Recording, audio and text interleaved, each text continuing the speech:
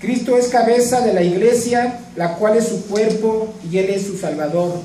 Así que como la iglesia está sujeta a Cristo, así también las casadas lo estén a sus maridos en todo.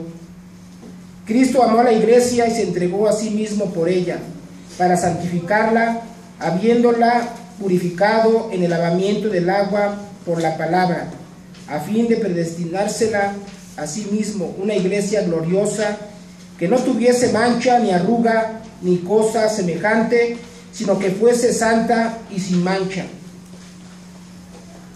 Con estas palabras, el Señor nos está revelando, nos está diciendo que la iglesia debe ser reconocida como una iglesia,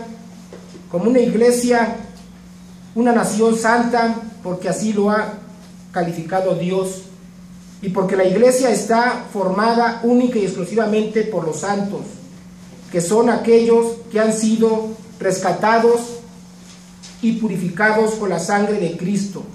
La iglesia es el pueblo caído, pero ahora rescatado para ser consagrado para Dios.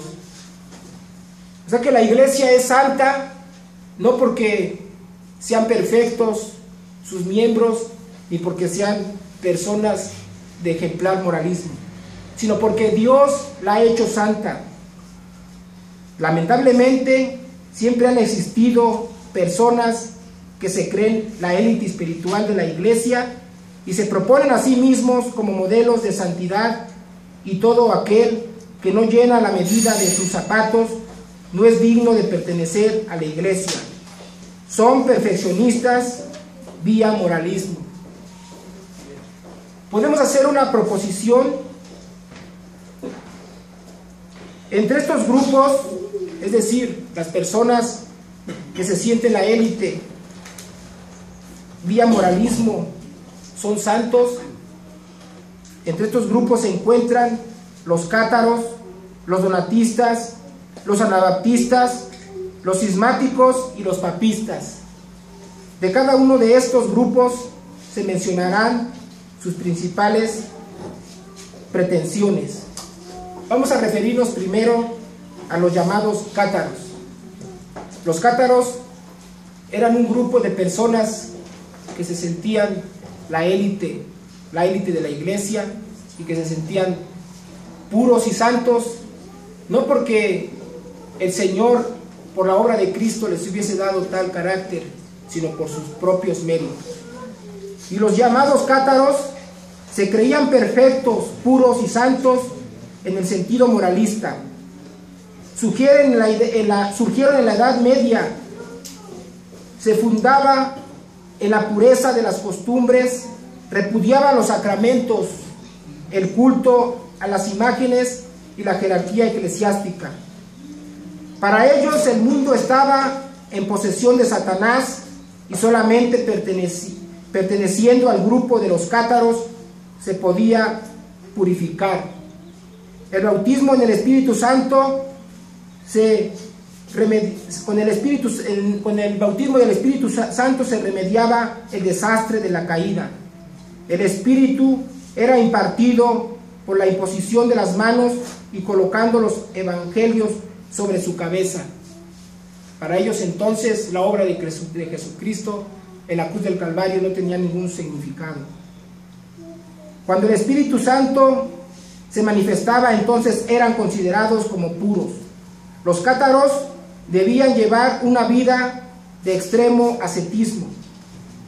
La abstinencia sexual era considerada como sello de santidad.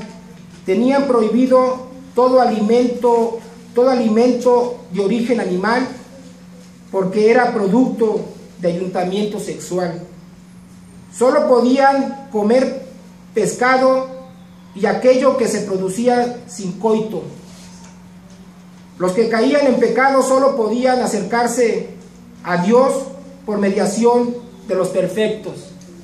A Cristo lo hicieron a un lado, siendo que la palabra dice que no hay ningún intermediario entre Dios y los hombres, sino Jesucristo. Aquí los intermediarios eran precisamente los puros, los santos. Lamentablemente, aún existen este tipo de personas en algunas iglesias. Piensan que por ser los fundadores de la iglesia o los más antiguos, pueden establecer reglas para mejorar las iglesias. Pueden decir quiénes son dignos de ser miembros de la iglesia y quiénes deben ser expulsados. Estos son los diótrefes modernos. ¿Recuerdan el pasaje? Diótrefes, que se ponía a recibir a los hermanos y que era el que tenía el control en la iglesia, era el caudillo de la iglesia. Este era un cátaro que había negado la fe, como muchos la han negado actualmente en las iglesias. Ahora, los donatistas también son un tipo de estas personas, y los donatistas creían, entre otras cosas, que solo el sacerdote era santo y la eficacia de la palabra y la administración de los sacramentos dependía de la santidad del sacerdote. Consideraba indignos de ser redimidos en la iglesia aquellos que ante las persecuciones de Roma habían negado la fe. Los donatistas modernos insisten en no volver a aceptar a los creyentes que cayeron en pecado porque manchaban la santidad de la iglesia. Creen y confían más en sus fuerzas que en la obra de nuestro Jesucristo. Todo lo podemos en Cristo, que nos fortalece, y si nosotros nos caemos, el Señor nos levanta. Los donatistas no confiaban en el Señor sino en sus propias fuerzas. Ellos también son un tipo de esas personas que no confían, que no han entendido que la santidad que nos atribuye el Señor es por Cristo, no por nuestros méritos. Y también está el grupo de los anabaptistas y rebautizantes. Ellos alegaban, entre otras cosas, vivir de acuerdo a la pureza del Evangelio. Establecieron una comunidad separada del mundo. En dicha comunidad tenían lugar las más extravagantes manifestaciones de entusiasmo religioso. Sus excesos purificadores los llevaron a caer en extremos. Andaban desnudos porque habían sido perfeccionados y podían andar desnudos como Adán y Eva. Se podían practicar la poligamia porque todos eran santos y todo lo de los santos pertenecía a la comunidad de los santos. Hay muchas iglesias que caen en esos excesos.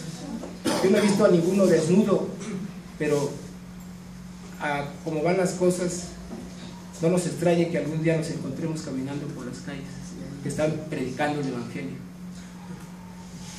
También son un tipo de personas que no confían en la obra de Cristo, sino en sus propias creencias, y que han negado la fe porque no escudriñan las Escrituras, sino solamente en sus propios pensamientos. Otro grupo son los cismáticos. Los cismáticos, por un celo inconsiderado de que todo se haga bien, porque debe ser hecho para la gloria de Dios, se ponen al frente como caudillos, mostrándose a sí mismos como mejores que los demás, y un santo celo que más bien es soberbia, arrogancia y falsa santidad. Atraen hacia sí mismos a los simples para provocar sediciones en la iglesia, pretendiendo usar de gran severidad moral y así mostrar al mundo que solo ellos poseen la verdad, y por lo tanto es mejor salirse para formar otra iglesia más santa y más pura. Han negado la fe, no escudriñan las Escrituras, guías de ciegos. Otro grupo es el concepto papista, romanista de la santidad de la iglesia, que creen en este concepto de iglesia. Se refiere principalmente a su carácter externo y hacen hincapié en la santidad ceremonial externa. Según ellos, es santa por sus dogmas, sus preceptos morales, su expresión litúrgica y la disciplina que tienen para exaltar las virtudes humanas. Es santa porque han existido santos dentro de ella y cuya santidad Dios ha confirmado por medio de los milagros que estos santos realizan.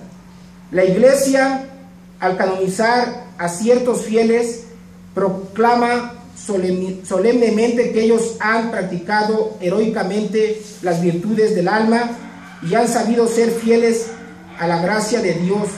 Por ello la Iglesia propone a los santos como modelos de fe e intercesores.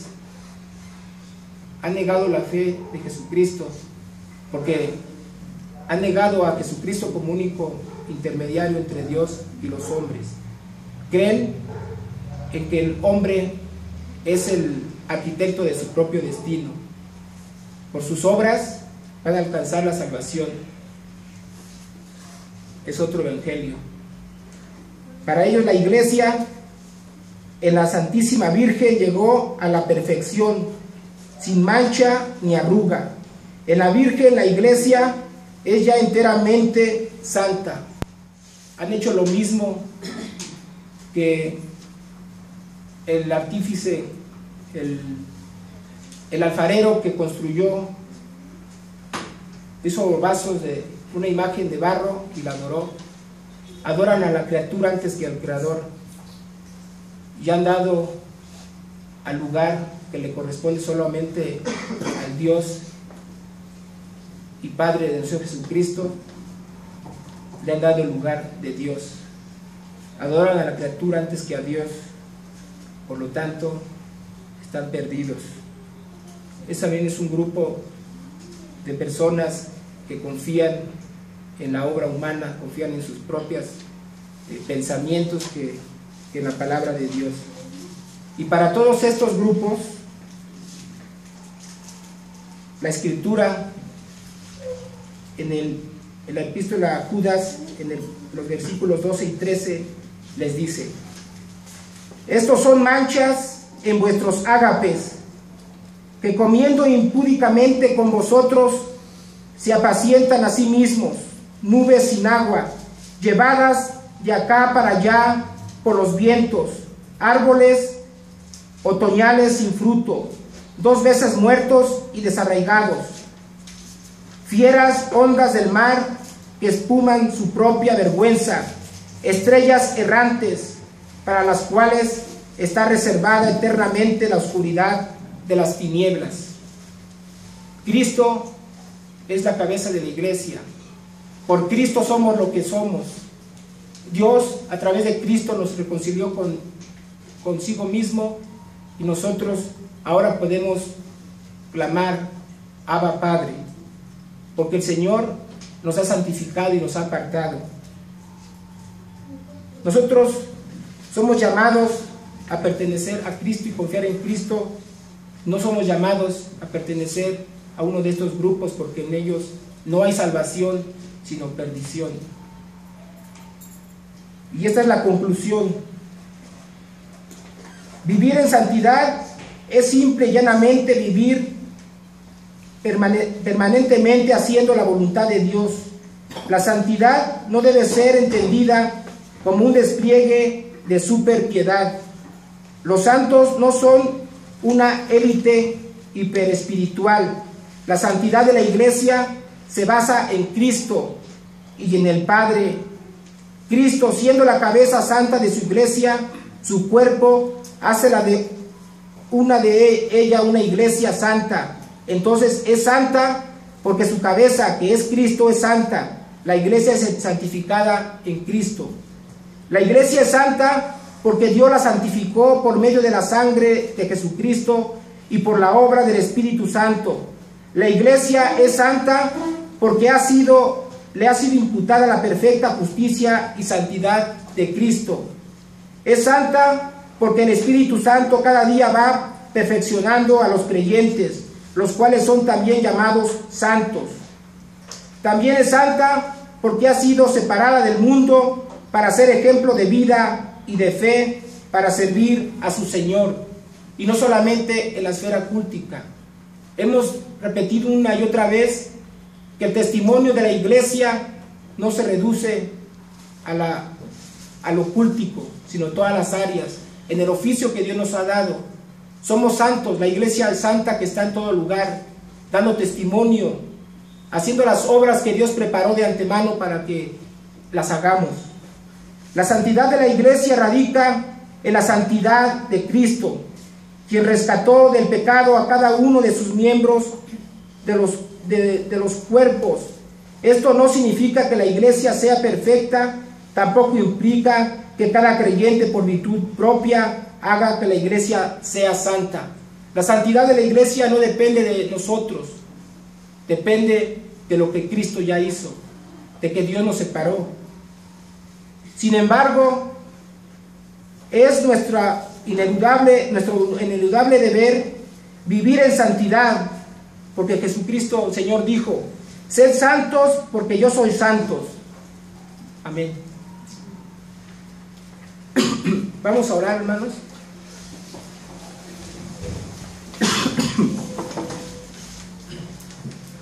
Bendito Dios y Padre, te damos gracias porque tú